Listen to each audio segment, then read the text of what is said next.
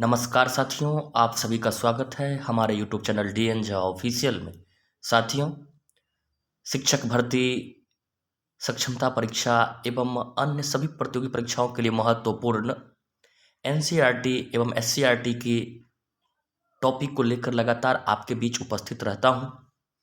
आज अपने इस सिलसिले को आगे बढ़ाते हुए हम SCERT वर्ग 8 के भूगोल की पुस्तक हमारी दुनिया के इकाई 3 क की चर्चा करेंगे।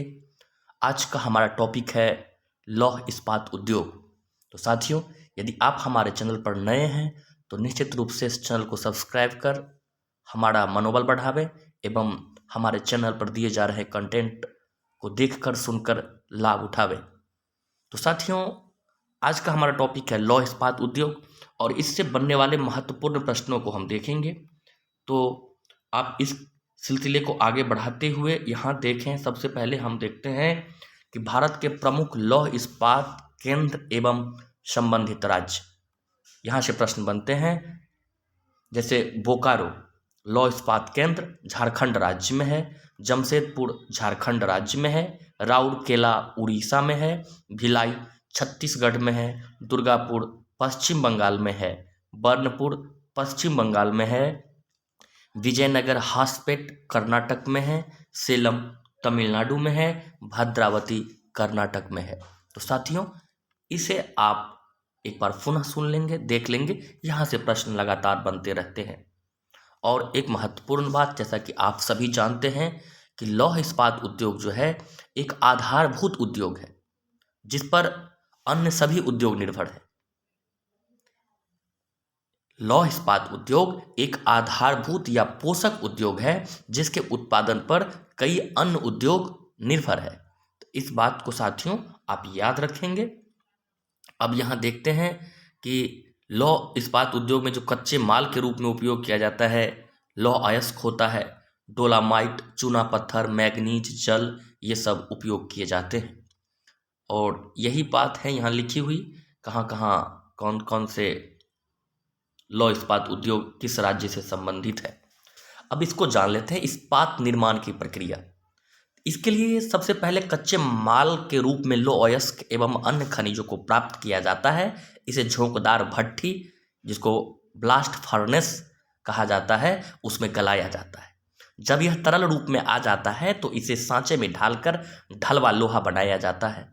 ढलवे लोहे को पुनः गलाकर ऑक्सीकरण द्वारा अशुद्धता हटाकर मैग्नीज, निकल, क्रोमियम, चूना पत्थर मिलाकर शुद्ध किया जाता है तथा मिश्र धातु बनाया जाता है।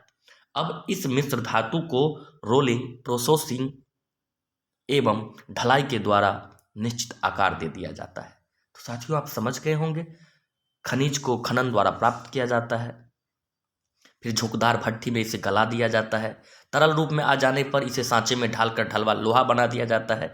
फिर ऑक्सीकरण द्वारा पुनः इसे गलाकर उसमें निकल, मैग्नीज, निकल, क्रोमियम, चूना पत्थर इत्यादि मिलाकर शुद्ध किया जाता है, मिश्र धातु का रूप दे दिया जाता है और उस मिश्र धातु को रोलिंग, प्रेसिंग और ढलाई के द्वारा एक निश्चित आकार दे दिया जाता है।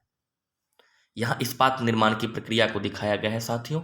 तो पहले कच्चे माल की आपूर्ति, फिर झोंकदार भट्टी में लौह अयस्क को गलाना, तरल पदार्थ को सांचे में ढालकर ढलवा लोहा बनाना और ढलवा लोहे को पुनः गलाकर अशुद्धता हटाना तथा मिश्र धातु बनाना, धातु को मनचाहा आकार देना, यही इस्पात निर्माण की प्रक्रिया है। आगे बढ़ते हैं साथियों।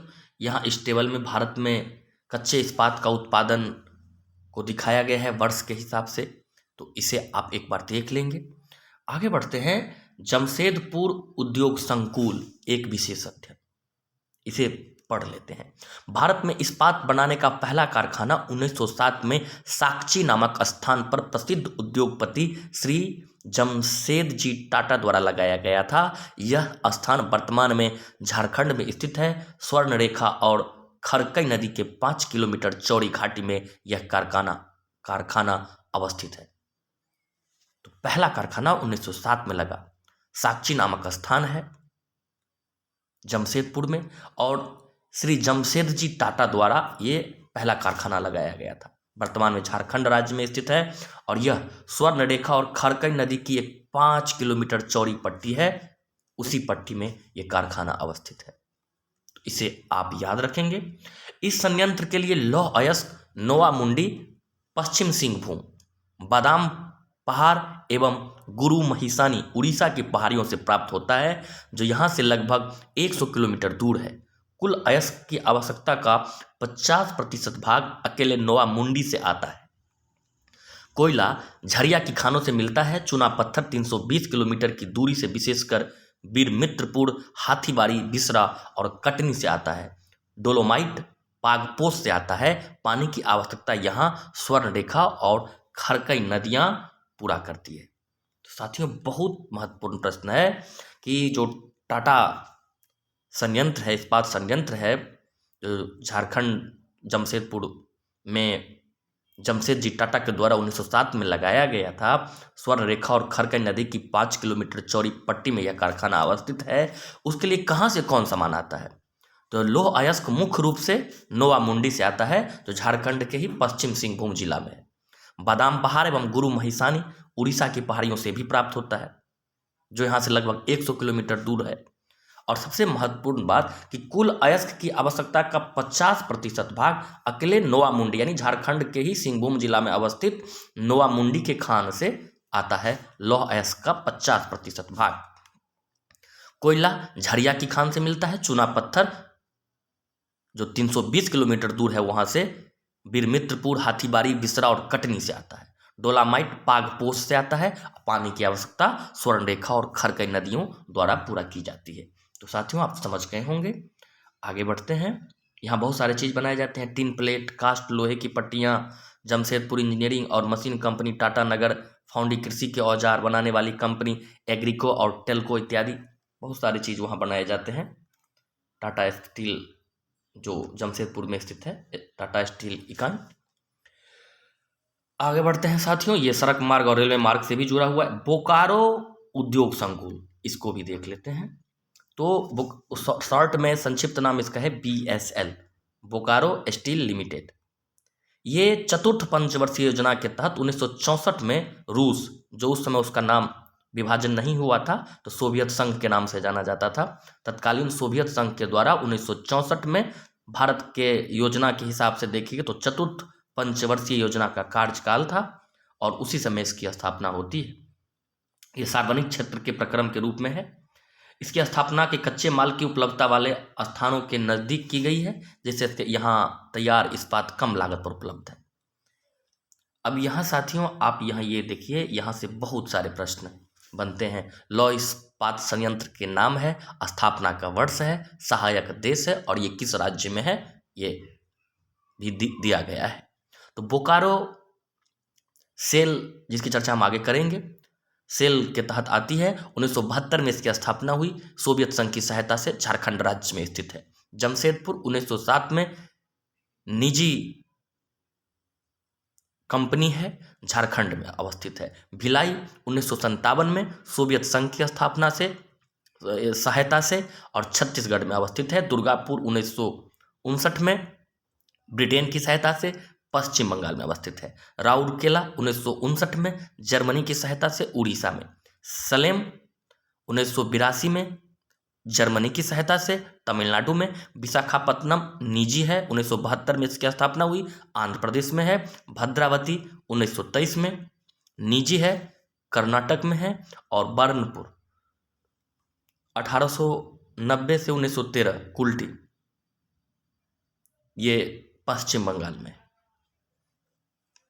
तो साथियों, यहाँ आप इसको देख लें। इस जो बॉक्स है इसे प्रश्न कैसे पूछते हैं, जैसे बोकारो की स्थापना कब हुई, बोकारो स्टील का जो संयंत्र है उसकी स्थापना तो 1972 में। किस देश की सहायता से हुई, सोवियत संघ की सहायता से। किस राज्य में अवस्थित है, झारखंड राज्य में। तो इसी तरह से प्रश्न बनेंगे साथियों। इन सभी को आप एक बार बढ़िया से देख लें। आगे बढ़ते हैं। सेल, अब सेल को समझ लेते हैं। लौह इस्पात उत्पादन के लिए यह भारत सरकार की सार्वजनिक उपक्रम है, जिसके तहत बोकारो, भिलाई, दुर्गापुर, राउरकेला, सेलम की इकाइयां शामिल है। सेल यानी steel authority of India limited को संक्षिप्त में सेल कहा जाता है। सेल का full form steel authority of India limited है और यह भारत सरकार का एक सार्वजनिक उपक्रम है जिसके तहत जो स्टील उत्पादन की जो बहुत सारी कंपनियां हैं उस सभी कंपनियों को इसमें, सभी को नहीं, कुछ महत्वपूर्ण कंपनियों को इसमें शामिल कर दिया गया है और उसका एक नाम दिया गया है सेल। और ये कंपनियां हैं बोकारो, भिलाई, दुर्गापुर, राउरकेला, सेलम। तो इसे याद रखेंगे साथियों। अब दे देगा कि इनमें से कौन सेल से संबंधित नहीं है, तो ये 3 उसमें से रहेंगे, एक कोई अन्य रहेगा। इस तरह से प्रश्न पूछे जाएंगे, आप इसे देख लीजिएगा। आगे बढ़ते हैं साथियों।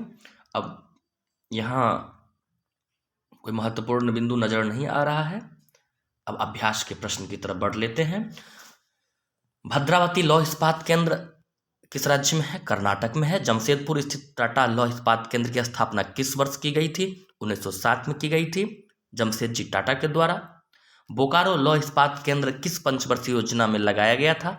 हमने अभी चर्चा की, चौथी पंचवर्षीय योजना में, सोवियत संघ की सहायता से। इनमें कौन लौह इस्पात उत्पादक केंद्र सेल के अंतर्गत नहीं है? मैंने अभी कहा दुर्गापुर है, बोकारो है, भिलाई है, लेकिन बर्नपुर नहीं है। सेलम लौह इस्पात केंद्र किस राज्य में है? तमिलनाडु में है। यहाँ भी कुछ लौह इस्पात केंद्र का नाम है, संबंधित राज्य है, मिलान करना है। जैसे दुर्गापुर पश्चिम बंगाल में है, विशाखापत्तनम आंध्र प्रदेश में है, भिलाई छत्तीसगढ़ में है, भद्रावती कर्नाटक में है। खाली स्थानों को भरना है। धातु को रोलिंग, प्रेसिंग एवं ढलाई के द्वारा निश्चित आकार दिया जाता है। उड़ीसा में राउरकेला लौह इस्पात केंद्र है। विजयनगर लौह इस्पात केंद्र कर्नाटक राज्य में है।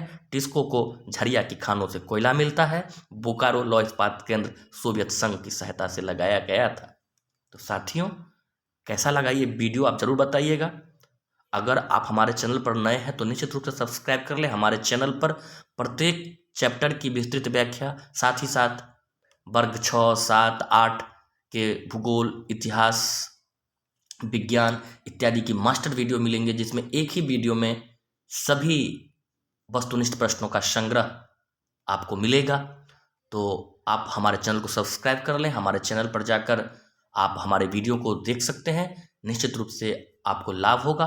वीडियो को अंत तक देखने और सुनने के लिए आप सभी का बहुत बहुत धन्यवाद।